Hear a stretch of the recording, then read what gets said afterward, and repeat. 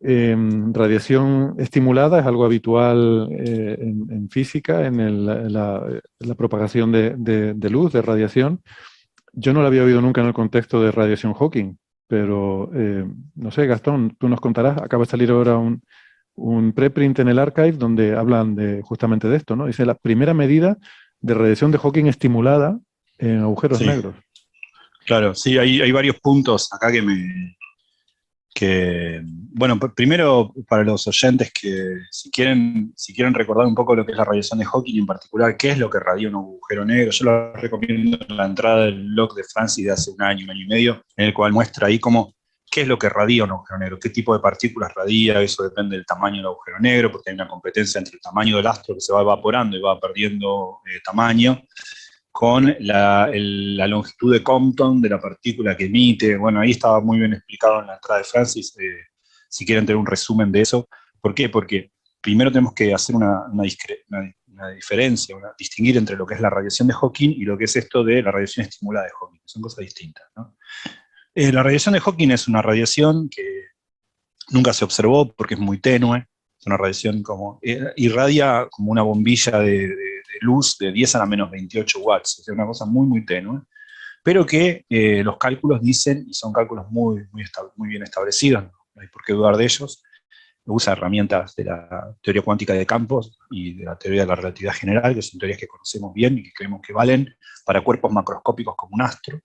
Entonces no hay por qué dudar, y es una predicción de una radiación persistente y muy tenue que un agujero negro va a lo largo de toda su vida a emanar por efectos cuánticos que acaecen muy cerca de su horizonte de evento, muy cerca de su superficie, y que hace que el astro vaya perdiendo energía, porque gasta energía en dar esta emisión, es una forma de pensarlo. Y bueno, esta es una radiación tenue que el astro emitiría, y al cabo de muchísimos años, estamos hablando de 57 órdenes de magnitud más que la edad del universo, muchísimos años, el astro termina evaporándose por completo. Esa es la radiación de Hawking, que tiene un montón de peculiaridades interesantes y que conocemos desde 1974 como resultado teórico. Ahora bien, la radiación estimulada sería como el análogo a lo que pasa en un láser, si queremos. Sería como, si queremos, una suerte de emisión de cuantos, una suerte de, por eso van a ver que en este trabajo hablan de los ecos de la radiación de Hawking, una suerte de emisión cuántica de radiación de Hawking, como si estuviese emitiendo cuantos, ya sea luz, ya sea gravitones, diferentes partículas. Por eso hago la nota al pie de que les dirijo la atención a aquello que había escrito Francis, porque un agujero negro puede emitir partículas de diferente naturaleza. Típicamente, mayormente fotones, primero y gravitones, luego más tarde neutrinos y mucho más tarde partículas masivas. Entonces, la idea es que en algunos modelos, y ahora voy a decir qué quiere decir con modelo, en algunos modelos está la posibilidad de que el agujero negro haga una suerte de regurgitación cuántica de estos cuantos, emita cuánticamente como pulsos de radiación de Hawking. ¿Por qué digo en algunos modelos? Porque, claro, acá nos estamos adentrando en el terreno de efectos cuánticos en regiones donde la gravedad es muy intensa, cerca de un astro, como un agujero negro. Entonces uno tiene que empezar a modelar efectos cuánticos en presencia de gravedad, que es adentrarse en el terreno de la gravedad cuántica, un terreno en el cual teóricamente no tenemos una teoría firmemente establecida. Tenemos candidatos, tenemos aproximaciones, pero una teoría acabada de la gravedad cuántica, una teoría acabada que me permita analizar efectos cuánticos cerca de un campo gravitacional muy importante donde la relatividad general domine. Entonces hay ciertos modelos que permiten hacer un croquis de lo que esperamos que ocurra, y hay unos modelos que dicen, bueno, hay modelos semiclásicos. ¿Qué quiere decir? Puedo tratar cerca del horizonte los efectos cuánticos que yo creo que van a pasar con algún modelo que sea efectivo, aproximado, que valen en algún régimen. Muchos de esos modelos, y el particular que analizan en este paper, piensan el agujero negro, tiene el tamaño que tiene, los agujeros negros estelares típicamente unos cuantos kilómetros, o decenas de kilómetros, o centenas de kilómetros, rodeado por una membrana. ¿Qué es esa membrana? No es que sea una membrana física, sino una especie de modelo físico que da cuenta de las escalas características muy cerca del horizonte, las escalas características donde los efectos cuánticos pueden ser modelados como si, por ejemplo, fuese una especie de cavidad resonante cerca de él, como pasa con un láser, por ejemplo. Es un modelo que se sabe efectivo. ¿Qué tipo de membrana es esa? ¿De qué está hecha? No, es un modelo que nos permite pensar el agujero negro y esa región del espacio donde serían importantes, dominantes los fenómenos cuánticos, cuya naturaleza no conocemos bien, pero nos podemos dar alguna idea estimativa de cómo funcionarían.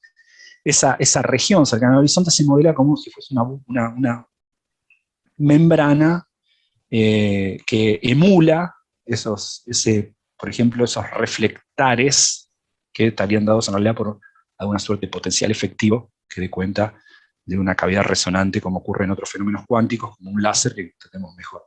Entonces, esos modelos, cuando uno analiza esos modelos, después podemos discutir por qué esos modelos y no otros, porque este trabajo está lleno de suposiciones que es mejor desnudar y poner en evidencia, porque puede ser que estos modelos no sean una buena descripción de la gravedad cuántica. Entonces, muy cerca del horizonte, una pregunta que cabe ya es cuán cerca del horizonte, y ese dato es importante para entender este trabajo, va a haber una suerte de cavidad resonante, una suerte como el láser es eso, es luz que rebota adentro de un espejo y termina saliendo disparado. Si quieren ver lo que es un láser, está bien explicado, supongo que en Wikipedia. Algo parecido pasaría con la radiación de Hawking y emitiría cada tanto un cuanto de energía.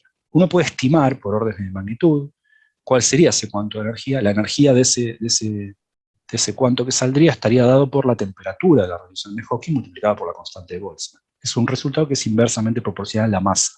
Y sería un efecto muy, muy sutil porque ocurre a distancias muy pequeñas cerca del horizonte de eventos. Ahora, ¿qué hicieron estos tipos? Estos tipos dijeron, bueno, a ver, ¿qué chances tenemos de observar algún efecto cuántico? Ciertamente no directamente porque la radiación de Hawking es muy tenue. Emite, como decía, 10 a la menos 28 watts.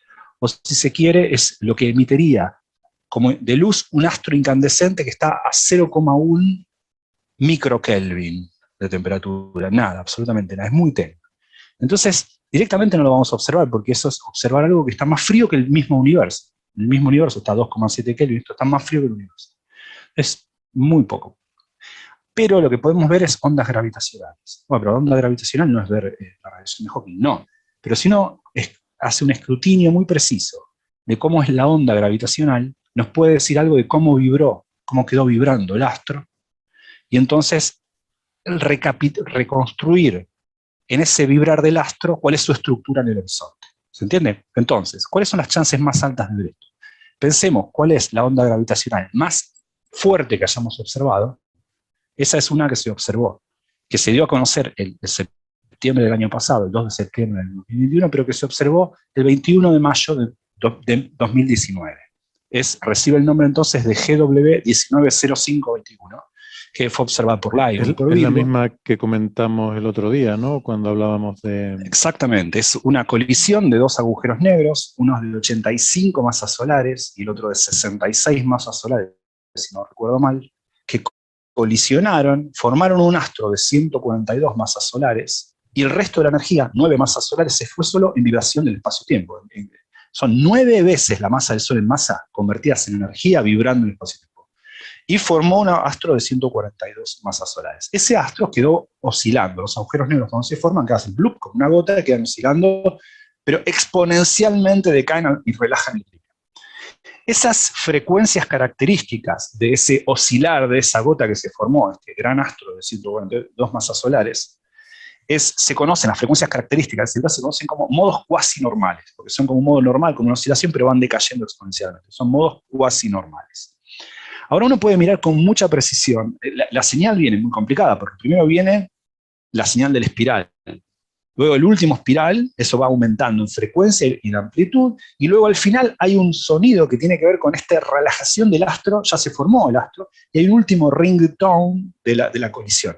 Entonces, mirar esos últimos instantes de la señal nos hablan ya más del astro formado que de los dos astros progenitores.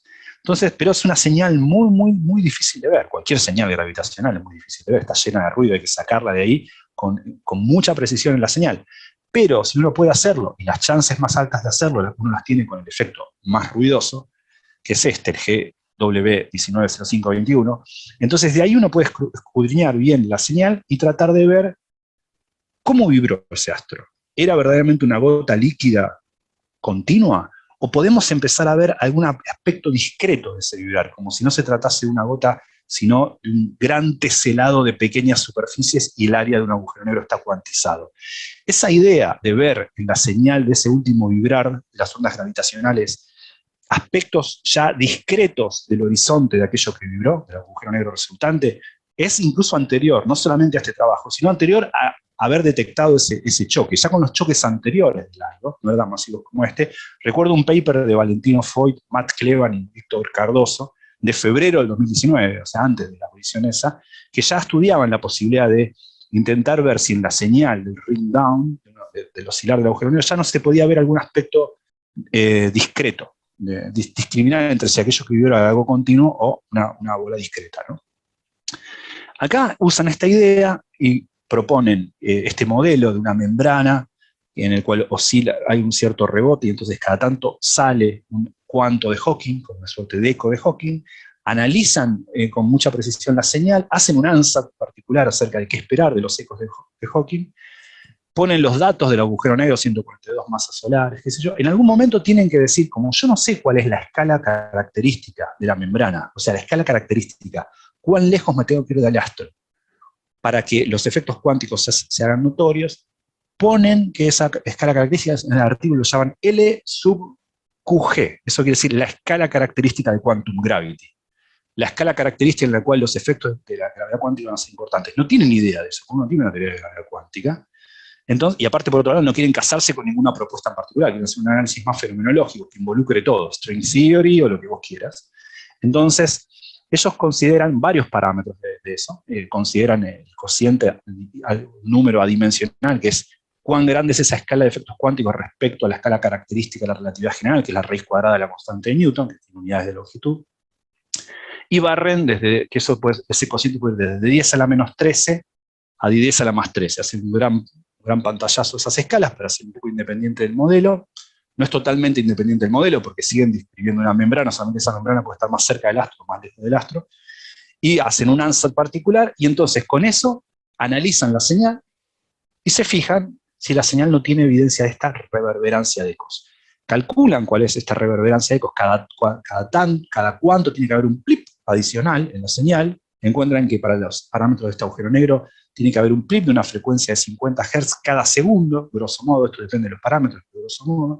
Entonces dicen, busquemos una señal de 50 Hz cada segundo, de orden de magnitud, y esto de orden de magnitud, es que si uno mira el tiempo, el delay entre eco y eco, si bien barren una gran gama de cocientes de un parámetro que no tienen que ajustar, va como el logaritmo de ese parámetro, entonces atenúa cuán dependiente del parámetro que no conocen es. Bueno, como fuere, hacen un análisis de la señal cuidadoso, que puedo entrar más en detalle si les interesa, y lo que encuentran, dicen ellos, es que con una significancia de 2, tantos sigmas, que es mucho, pero poco para hacer un descubrimiento, pero mucho, sí, ¿no? Claro, pues esto puede estar lleno de otros errores antes. Recordemos que la significancia estadística, y eso lo puede explicar mucho mejor Francis, dice, bueno, a ver, habiendo asumido mi modelo, habiendo asumido estos parámetros, habiendo asumido esto, miro la señal y eso es cómo ajusta mi modelo, pero después uno tiene un montón de problemas sistemáticos. Mi modelo no estaba bien, hay otras explicaciones que no tengo en cuenta que dan lo mismo, todo eso se puede escapar de la significancia estadística. Significancia estadística, con este modelo y estos datos, ¿cómo encajan? No me habla de la justificación per se del modelo. Bueno, ellos encuentran que cada tanto encuentran emisión de estos. Hay cierta evidencia de que hay una reverberancia en ecos de Hawking en el vibrar de este agujero negro. No es la emisión directa, la observación directa de la radiación de Hawking y de sus ecos, sino evidencia escondida en la señal última de la onda gravitacional más intensa que hayamos observado, de que esa gota, ese agujero negro, está vibrando de una manera que cada tanto hace una reverberancia que podría ser explicada como la emisión de partículas por emisión de Hawking. Ese es el resultado de este trabajo que yo tomaría muy entre pinzas. Qué sutil es todo, o sea, es como muy... Todo es muy sutil y cierto, es modelo dependiente. Déjame hacer solo una aclaración de lo que decía Gastón, porque un tema de notación, si a lo mejor alguien se ha perdido, nombraba a veces un ansatz, se hace un ansatz, eso es como una especie de suposición que uno hace de la forma que tiene la solución de lo que quiere encontrar y luego ve si esa solución, esa forma satisface el problema que uno está poniendo, ¿no? O sea, es como decir, supongo que mi solución es así y luego veo si efectivamente lo es. Claro, la palabra ansatz es muy común en el ámbito científico para referir a una propuesta. Yo no sé cómo hacer esto, pero esa propuesta no es ad hoc, a veces está educada y dice, bueno, es razonable que tal función va a tener tal forma, pero este parámetro no lo conozco, pero la forma funcional general sí, entonces ajusto el parámetro y no toda la función. Eso, cuando uno hace una propuesta de ese tipo, típicamente educada, típicamente con alguna justificación, se llama a veces heurística o a veces por otras razones, por analogías o lo que fuera, se llama un ansatz, que viene de una palabra que tiene una traducción medio rara, o ansatz, que sería el plural, que significa como propuesta, como un guess, algo así. Bueno, esto viene el autor principal de este nuevo artículo es Sarsfordy, que lleva con esta idea desde que salió la primera onda gravitacional observada, ¿no? La GW150914. De hecho, de Absordi hemos hablado varias veces en Coffee Break. Lo que pasa es que hace mucho tiempo, ¿no? Pero me tengo apuntado aquí en el episodio 90, 97 y 137. Sí, y bueno, es la idea que ha comentado un poco muy bien Gastón, ¿no? El tema de la supuesta membrana, ¿no? Es decir, diferentes propuestas de gravitación cuántica dan estructura al horizonte de los agujeros negros y hacen que el horizonte tenga, no sea espacio completamente vacío, sino que tenga algún tipo de cosa, algún tipo de pelo. Y ese pelo pues se puede modelar como una especie de membrana, con lo que, claro, la onda gravitacional, cuando se produce la onda gravitacional, si los horizontes tienen alguna propiedad física, o sea, no son solamente espacio vacío, pues ahí puede haber un rebote de la onda y entonces se puede producir ecos. Y eso lo buscó en esta primera onda gravitacional y afirmó haberlo encontrado, ¿vale? Con varias sigmas. Afirmó haberlo encontrado, lo que pasa es que la colaboración de LIGO dice que no, que ellos lo han buscado mejor y que ellos no ven ningún tipo de eco. Pero bueno, y entonces han publicado ya muchos artículos con todas las señales más intensas de onda gravitacional, siempre tratan de buscarle los ecos. Y entonces pues, su último artículo es este artículo que acaba de comentar Gastón, en el que pues, ya meten la radiación de Hawking estimulada, que ya lo habían propuesto también en algún artículo previo para otra señal. Y bueno, ellos siempre hacen su análisis con esos perfiles, con esos patrones de cómo deben ser los ecos, y siempre acaban encontrando algo parecido a un eco. Pero lo que hay que recordar es que en este tipo de señales el ruido es enorme. Es decir, aunque la zona principal que se observa de la señal, el pico, donde está el merger y el ring down que ha comentado Gastón, es una zona claramente por encima del ruido, con una relación señal-ruido muy alta, del orden de 20 o por ahí, pero donde están los ecos, el ruido es mucho mayor que los propios ecos. Entonces, cuando tú quieres encontrar patrones en el ruido, es muy fácil observarlo. Estos son pareidolias. Usted deme su canción preferida y estos muchachos se la van a encontrar ahí. Exactamente. Eso es, exactamente. Esto es como lo de buscar los anillos ¿no? Los anillos de Hawking en el fondo de microondas que hacía Penrose, ¿no? Con sus amigos húngaros.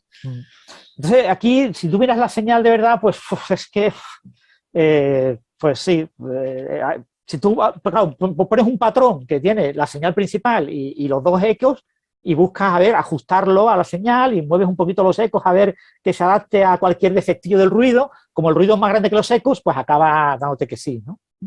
Y entonces esto casi con toda seguridad es una pareidolia, no es Esto yo creo que se prestaría mucho al análisis que se suele hacer en física de partículas, no ya de ver significancia estadística del ajuste, ¿no? Que es lo que nos contaba Gastón de cuántos sigmas tiene de calidad al fin y al cabo es un ajuste a un modelo, sino habría que hacer un análisis un poco más sofisticado que tenga estos look elsewhere effect en cuenta.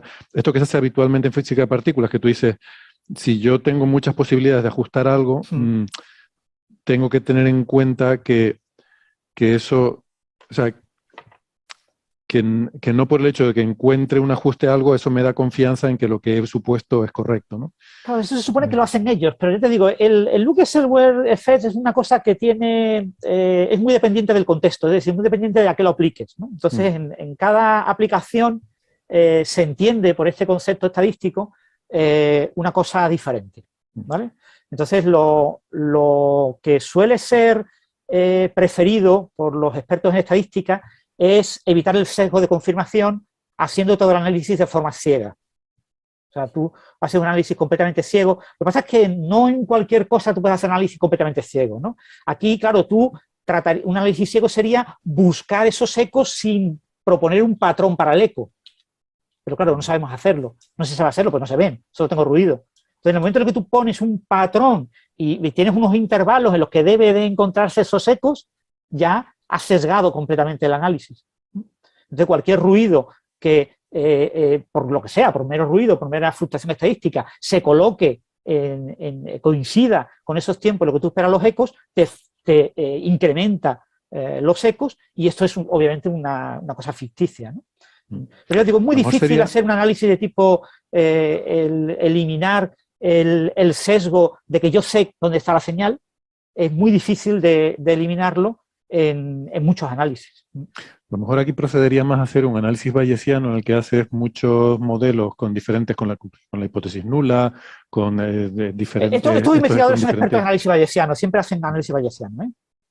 O sea, en ese tipo de cosas que son muy sutiles, un análisis convencional de estadística frecuencial no te permite ver nada.